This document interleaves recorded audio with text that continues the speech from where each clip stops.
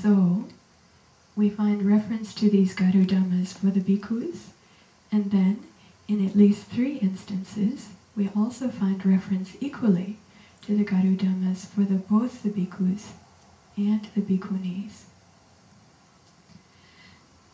Having seen this, my theory is that this is the earliest form of the Buddhist monastic discipline that we have record of. In the Mahavagga, the Garudhamma category is generally spoken about just like that, just generally.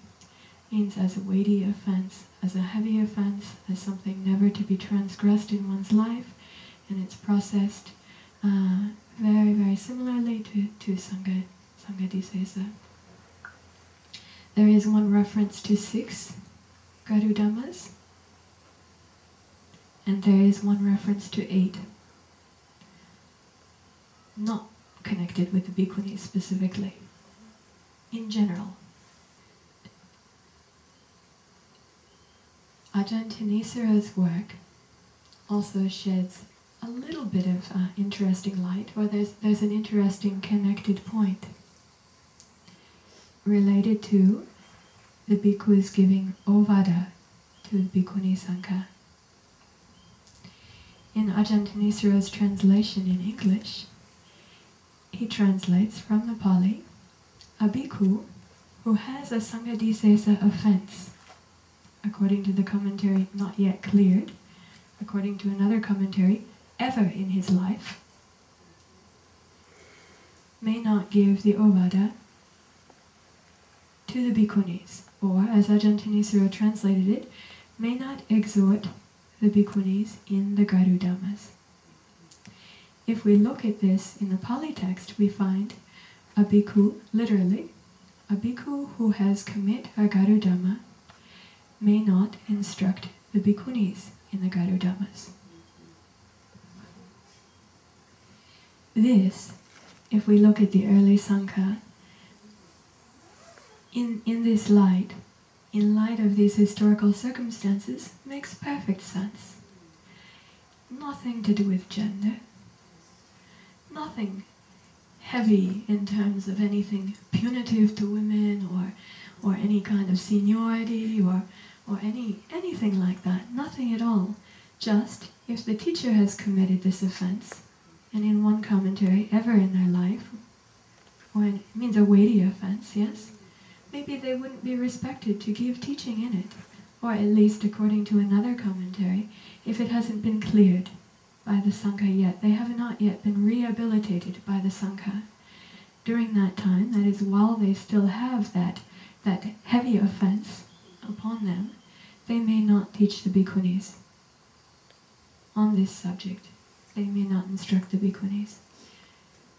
We wouldn't think that they, actually, if we look more deeply, then we find that they're not able to instruct the bhikkhus at that time either. It's completely equal and fair. So surprising to me to discover this. So then, for Ajahn Thanisara's translation, the way that we find it in English really enforces the previous views about this subject. That is, on one hand, the scholastic view that for the bhikkhus, the Garudhammas became the Sangha Disesa category. But in fact, the scholastic view is that it became the category for both, probably, for both the bhikkhus and the bhikkhunis, as we both have Sangha Disesa category, don't we? Yeah.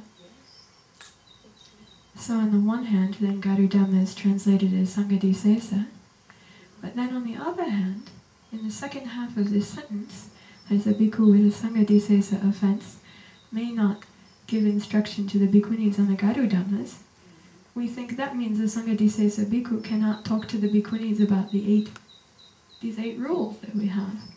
And this is where it becomes like it's correct somehow, but also completely, the picture that it gives is completely incorrect. I think if we look at it truly, the meaning is a bhikkhu with a heavy offense may not give instruction in that training to the bhikkhus or the bhikkhunis.